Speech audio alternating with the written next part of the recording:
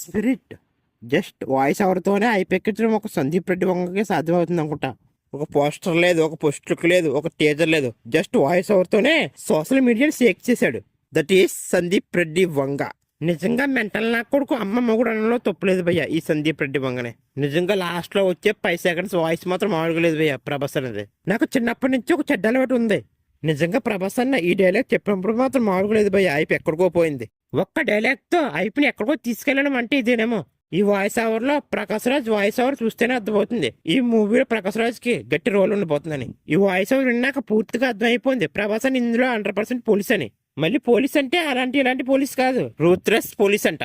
ఇప్పటిదాకా ఈ spirit movie మీద మనకి ఎంత అయిపోయిందో ఇప్పుడు ఈ వాయిస్ ఓవర్ విన్నాక 10 టైమ్స్ ఎక్కువ పెరిగింది. మొన్నటి దాకా మనం ఓజీ మూవీ అయిపోయి ఎలా ఎంజాయ్ చేసామో ఇప్పుడు ఈ స్పిరిట్ మూవీ అయిపోయి కూడా ఇలాగే ఎంజాయ్ చేస్తామమ్మా. ఒక మెంటల్ నా కొడుకు సరైన మూవీ తీస్తే ఏ విధంగా ఉంటుందో ఈ స్పిరిట్ మూవీ వచ్చాక అందరికి పూర్తిగా అర్థమైపోతుంది అమ్మా. ఇది పక్క. ఇప్పటిదాకా సందీప్ రెడ్డి వంగ ఇంట్రెస్ట్ పెట్టి మూవీ తీస్తే ఏ విధంగా ఉంటుందో ఈ స్పిరిట్ మూవీ వచ్చాక మనకు అందరికీ పూర్తిగా అర్థమైపోతుంది అమ్మా.